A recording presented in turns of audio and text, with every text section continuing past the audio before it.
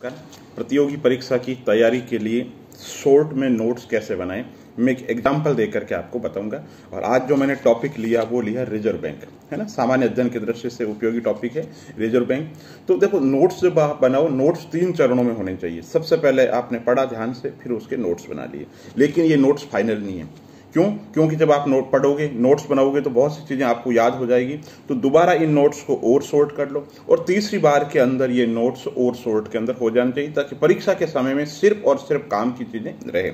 जैसे ये मैंने नोट्स बनाए रिजर्व बैंक, ये पहला नोट्स है, यानी इसमें 2 बार बाद में और अपन मॉडिफिकेशन कर सकते हैं। ये सोच सकते हैं कि कौन सी बात महत्वपूर्ण है, कौन सी महत्वपूर्ण नहीं है। मैं आपको बताता हूं रिजर्व बैंक। तो देखो, रिजर्व बैंक 1935 के अधिनियम के तहत स्थापित बैंकों का बैंक, भारत का केंद्रीय बैंक, सभी बैंकों का संचालक है, भारतीय अर्थव्यवस्था को नियंत्रित करता है। और हिल्टन यंग कमीशन के समक्ष डॉक्टर भीमराव अंबेडकर ने इसका विचार रखा, इसलिए रिजर्व बैंक के संस्थापकों में से माना जाता है। मुख्यालय मुंबई है। संप्रति गवर्नर जो भी है वो लिख लीजिए आप, क्योंकि हर कुछ सालों बाद चेंज होते रहते हैं।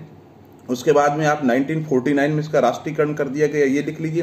फिर रिजर्व बैंक के कार्य क्या है, तो ये नोटों के निर्गम को नियंत्रण करता है, मौद्रिक नीति पर नियंत्रण करता है, विदेशी मुद्रा प्रबंधन करता है, साख नियंत्रण करता है, ये बैंकों का बैंकर है, सरकार का बैंकर है, मुद्रा के लेन देन में नियंत्रण करता है, वित्तीय प्रणाली का विनियमन करता है और विकासात्मक भूमिका निभाता है।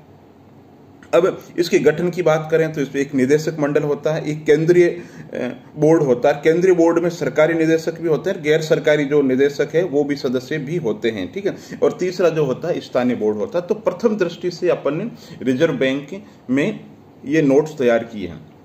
अब अगर आप मुझे पूछो कि इनको और सॉर्ट करना है तो कैसे करोगे, तो देखो, मेरी दृष्टि से इसमें जो सबसे महत्वपूर्ण तथ्य है ना, अगर प्रारंभिक परीक्षा में बैठ रहे हो तो एक ही 1935 के अधिनियम के तहत स्थापना की गई, दूसरा Hilton young commission doctor Bhimrao Ambedkar, तीसरा मुंबई में ऑफिस इंपॉर्टेंट है, चौथा 1949 में राष्ट्रीयकरण कर दिया गया, ये महत्वपूर्ण है। तो ये 4 जो चीजें महत्वपूर्ण है। और 5वीं कभी क्या करते हैं, रिजर्व बैंक के जो कार्य हैं उसमें एक वो गलत कार्य घुसा देते हैं, इसलिए आपको कार्य पता होना चाहिए। कार्य एक बार पढ़ने से हो जाएंगे। तो फिर आपने जैसे मान लो पहली बार नोट्स तैयार किए, दूसरी बार तैयार किए, तो आपको तीसरी बार में कार्य पूरे तैयार हो जाएंगे।